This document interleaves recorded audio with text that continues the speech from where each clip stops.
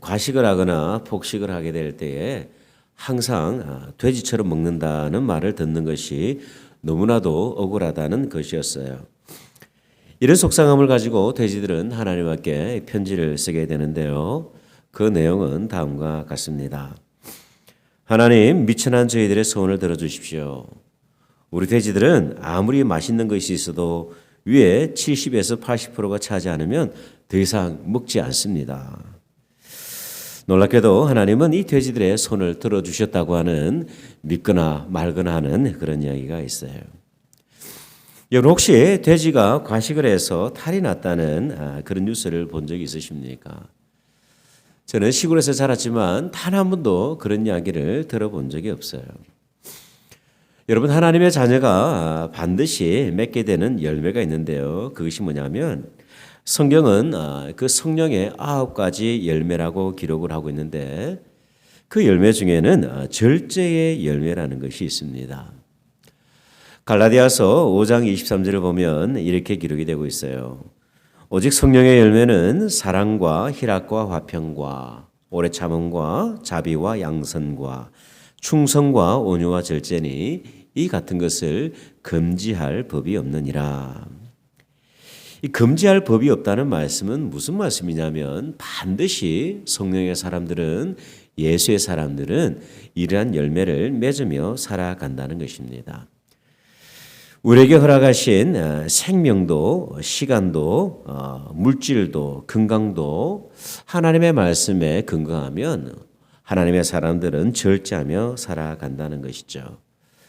왜냐하면 이 모든 것들이 하나님으로부터 비롯된 것이기 때문입니다.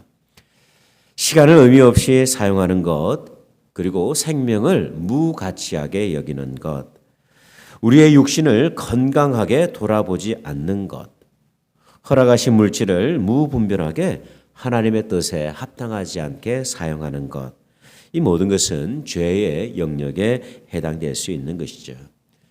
그러므로 절제는 하나님의 사람들이 추구하게 되는 본질적인 거룩한 삶의 가치관입니다. 그런데 여러분 오늘 본문을 보면 절제하지 못하는 여인을 우리가 볼 수가 있어요. 오늘 마태복음은 그녀의 이름을 기록하지 않고 있지만 이 동일한 사건을 기록을 하고 있는 요한복음을 보면 이 그녀의 이름이 마리아였음을 우리가 알 수가 있어요. 이 마리아는 예수님께서 그 나병 환자 시몬의 집에서 식사를 하시게 될 때에 갑자기 향유 옥합을 깨뜨려서 예수님의 머리에 붓게 됩니다. 이 향유는 무척이나 귀한 향유였어요.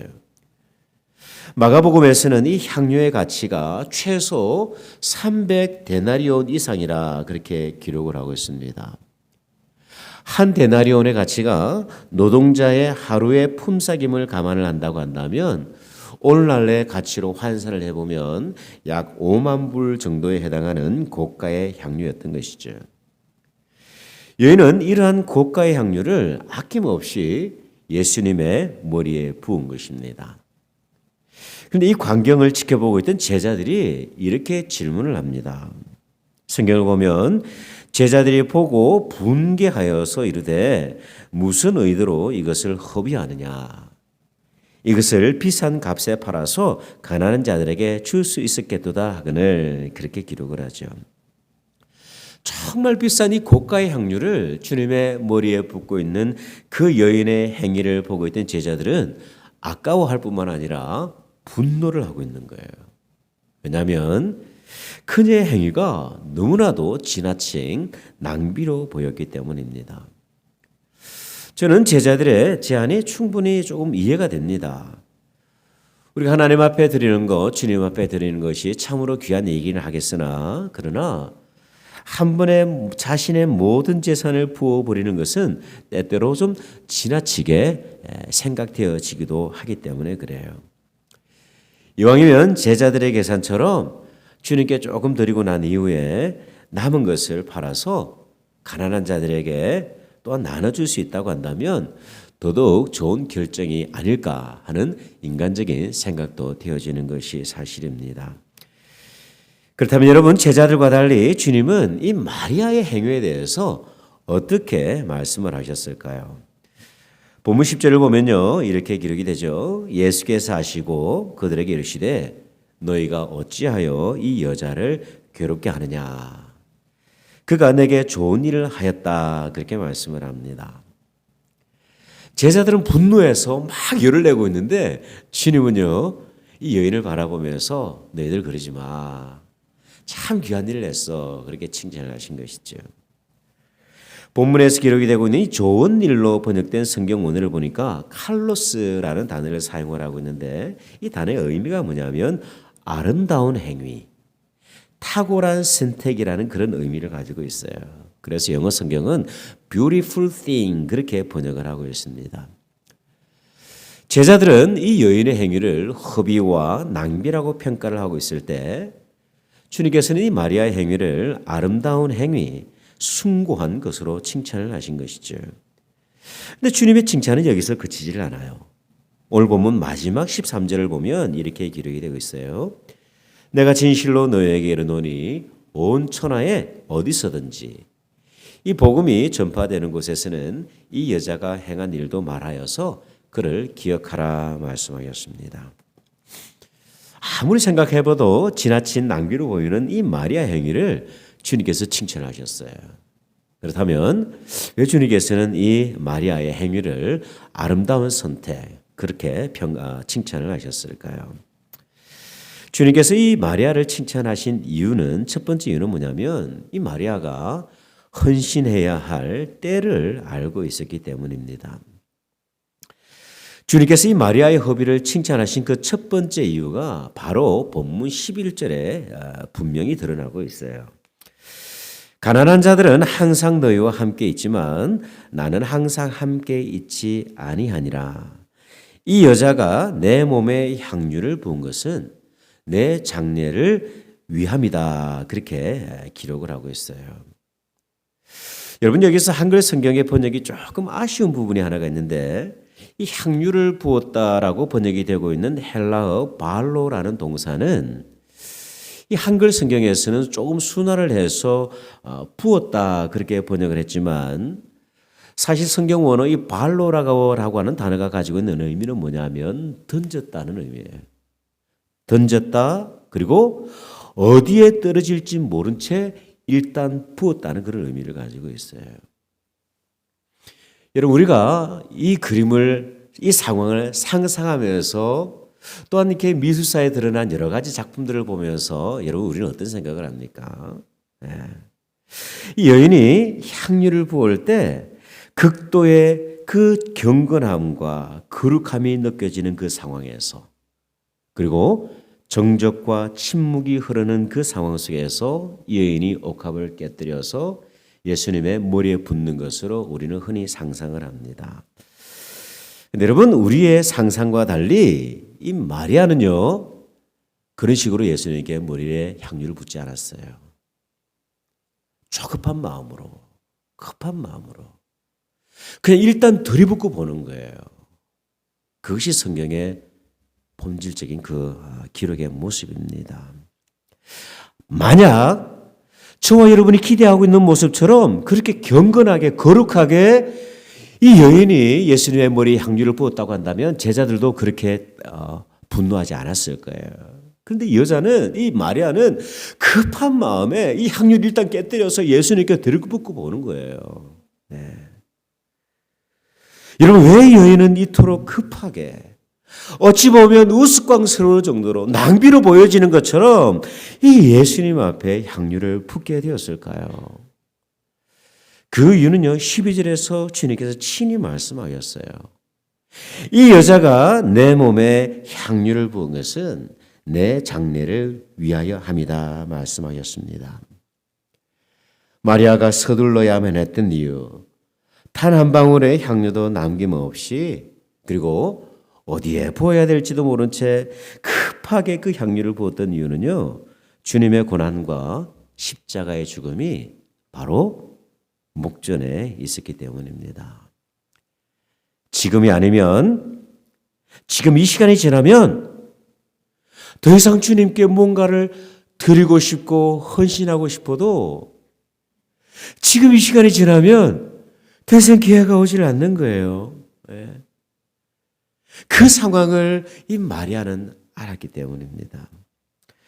실제로 이 사건이 있은 후에 주님은 겟세마네 동산에서 기도하시던 중에 병정들의 손에 잡혀서 신문을 당하시고 십자가를 지게 되시죠. 반대로 이 여인의 행위를 분노하고 그렇게 낭비로 그렇게 책망했던 제자들의 모습은 어땠을까요? 제자들은 이미 주님으로부터 당신이 당하시게 될 고난과 죽음에 대해서 많이 들었어요. 수도 없이 들었습니다. 그럼에도 불구하고 주님과 가장 가까이 있었음에도 불구하고 그 주님의 말씀을 전혀 인식하지 못하고 있었어요. 오히려 주님의 그 예루살렘 입성이 다가오면 다가올수록 세상적인 성공과 기대하는 마음으로 가득 차 있었습니다. 장차 주님께서 그 예루살렘 성에 들어가셔서 권력을 다시 잡으시고 로마를 문으로 떨으시게 될 때 자신들도 우의정, 좌의정 자리에 한번 차지하고 높은 자리에서 민족을 다스리는 그런 헛된 꿈을 꾸고 있었던 것이죠. 주님이 가장 가까이 있었음에도 불구하고 이 제자들은 그 고난의 때 주님의 순환의 시간이 다가오고 있음을 몰랐던 것입니다. 제가 목회를 하면서 잊혀지지 않는 성도님 한 분이 계시는데 이분은 젊은 시절에 교회를 다니셨던 적이 있어요.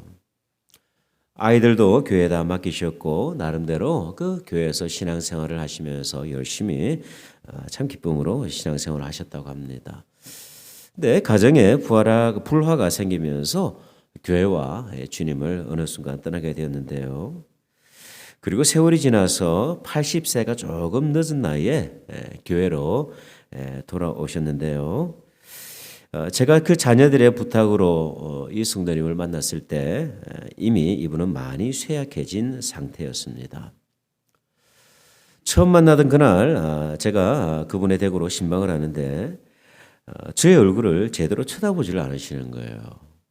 속으로 그런 생각했습니다. 이 성도님은 참 수줍음이 많으시구나. 그런 생각을 했어요. 그런데 나중에 이렇게 알게 된 사실이 있었는데 그것이 뭐냐면 주님 앞으로 나오는 것이 너무 부끄러워가지고 차마 목사의 얼굴을 보지 못한다 그런 말씀을 하시더라고요. 젊은 시절에는 방탕하게 그렇게 살다가 술 먹고 또 여러 가지 타락한 그런 생활 속에 살다가 나이 들고 죽을 날이 다가와서 주님 앞으로 나오는 것이 너무 부끄럽다는 그런 말씀을 하시더라고요. 병원에 입원해 계시는 동안 제가 이분을 자주 신방을 했는데 그러면서 말씀을 드렸어요. 어머님, 할머님 괜찮습니다. 주님을 배신했던 베드로도 주님께서 용서하시고 심지어 사명까지 주셨는데 괜찮습니다. 성도님에게도 소망이 있고 기회가 있습니다. 주님은 여전히 우리 성도님을 사랑하십니다. 이 말씀을 드리면 얼마나 좋아하시는지 몰라요. 그토록 극도의 고통 가운데 계시면서도 이 베드로의 이야기를 들을 때마다 항상 환한 웃음으로 그렇게 저를 반겨주셨어요. 그리고 신방할 때마다 목사님 그 베드로 이야기 조금 한 번 더 해달라 늘 그렇게 이야기하시더라고요. 제가 힘을 내서 그 성도님에게 이런 노래도 불러드렸습니다. 갈릴리 바닷가에서 주님은 시몬에게 물으셨네.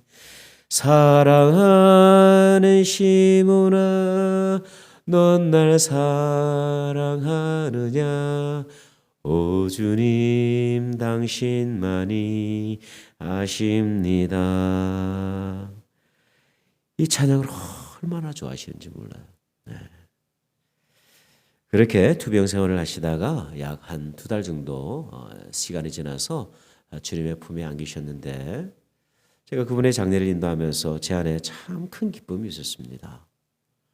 늦은 시간이었지만 주님 앞으로 돌아오셔서 회개하시고 마지막 순간이지만 주님과 더불어 사랑을 나누고 교제하며 그렇게 주님의 품에 안길 수 있었다는 것. 그 장면을 바라보는 것이 목회자인 저에게 얼마나 큰 영광과 또한 위로와 감사가 되었는지 모릅니다. 이 성도님께서 돌아가시는 순간까지 다 후회하셨던 것이 하나가 있는데요. 그게 뭐냐면 젊은 시절, 꽃 같은 시절을 다 세상에서 낭비를 하고 인생의 마지막 그 순간에서야 주님 앞으로 돌아온 것이 그토록 이 성도님에게는 후회가 되었던 것이죠. 종교개혁가 마틴 루터는 설교를 통해서 이런 예화를 인용했던 적이 있습니다. 어느 날 대장 사탄이 사람들을 유혹하기 위해서 떠나는 부하들에게 이렇게 훈시를 했다고 해요. 이렇게 질문을 했어요. 자네들은 어떻게 해서 많은 사람들을 유혹해서 저 지옥으로 끌고 가겠는가? 그냥 쫄병 사탄이 이야기를 해요. 저는 하나님이 안 계신다고 돌아다니면서 이야기하겠습니다. 그러자 대장 사탄이 말을 해요. 그것은 내가 오래전부터 써먹은 방법인데 그 방법은 이제 통하질 않아. 또 다른 쫄병 사탄이 이야기를 합니다. 그렇다면 저는 돌아다니면서 지옥이 없다고 말하겠습니다. 그렇다면 사람들이 더 죄를 많이 지을 것 같습니다. 그러자 이 대장 사탄이 웃으면서 말했다고 해요. 그렇지 않아도 사람들은 지옥을 안 믿어. 또 다른 쫄병 사탄이 질문을 해요. 그러면 저는 그들에게 고난을 주겠습니다. 대장 사탄이 이야기를 하죠. 고난을 주면 그 사람들은 순교하고 그리스도의 이름으로 욕을 당한다고 오히려 더 기뻐해. 그러면 도대체 어떻게 저 많은 사람들을 지옥으로 인도할 수가 있겠습니까? 이때 대장 사탄이요 마지막으로 이런 훈시를 했다고 합니다. 서둘 것 없어. 천천히 예수 믿으시오. 천천히 예수 믿으십시오. 여러분 인생에는 때가 있습니다. 공부할 때가 있고 일할 때가 있고 가족을 돌봐야 될 때가 있어요. 주님을 사랑하는 것도 여러분 때가 있어요. 헌신할 때도 때가 있습니다. 지금이 아니면 차일 피일 미루다 보면 우리가 주님을 섬기고 주님을 사랑하는 시기를 놓칠 때가 참 있어요. 오늘이 아니면 지금 이 순간이 아니면 영원히 그날은 우리에게 주어지지 않을 수도 있어요. 주님께서 이 마리아의 행위를 칭찬하신 그 첫 번째 이유는 이 마리아가 헌신해야 할 때를 잘 알고 있었기 때문입니다. 두 번째, 주님께서 이 마리아를 칭찬하신 이유는 뭐냐면 이 마리아가 주님을 사랑하고 있었기 때문입니다. 이 마리아는요, 주님을 위해서 헌신할 수 있는 그 마지막 기회를 놓치질 않았어요. 그렇다면 그 기회를 놓치지 않았던 궁극적인 이유가 무엇일까요? 그것은 바로 이 마리아가 주님을 참으로 사랑하고 있었기 때문입니다. 죄인된 자신을 용서하시고 구원하시기 위해서 십자가를 향하시던 그 주님을 향한 그 사랑의 마음이 이 여인의 마음 가운데, 마리아의 마음 가운데 깊이 새겨져 있었기 때문입니다.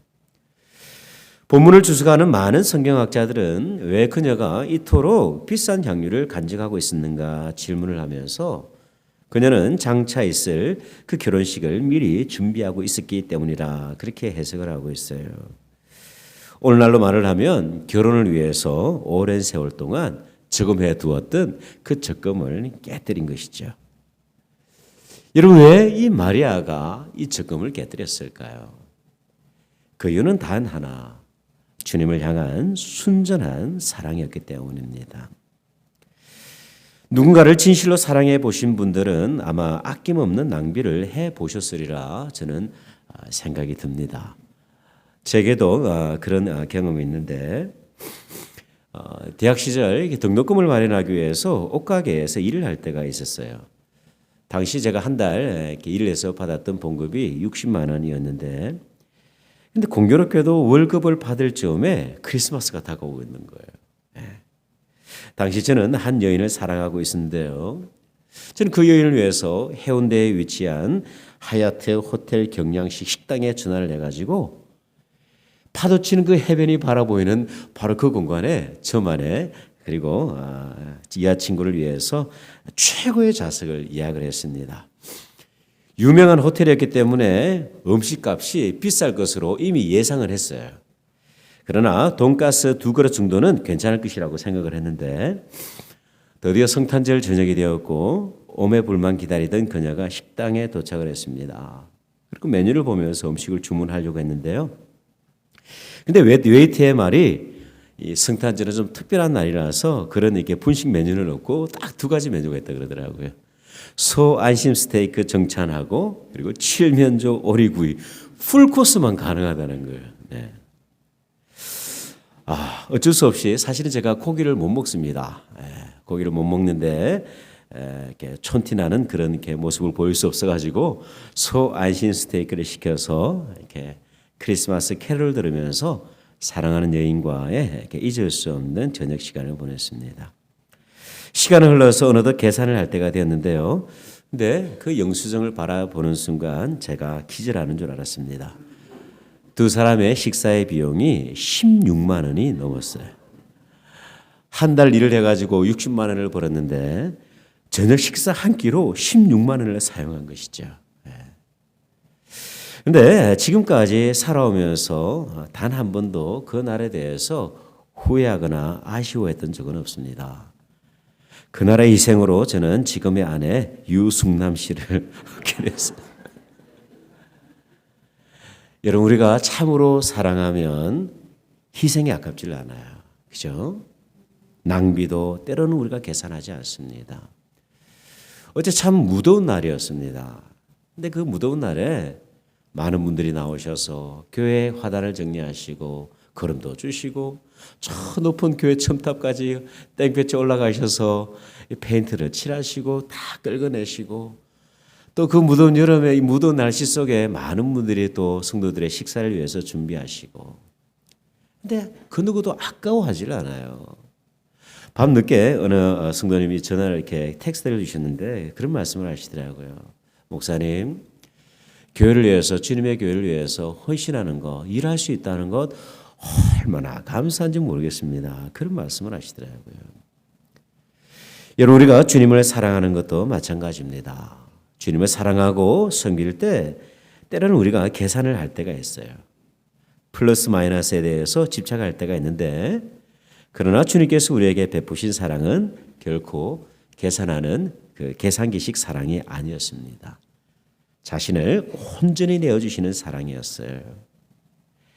가시에 면류관을 쓰시고 그 무거운 십자가를 지시고 그 골고다 언덕을 오르시는 가운데서도 단 한 분도 저와 여러분을 향한 인간을 향한 원망의 마음을 가지지 않으셨습니다.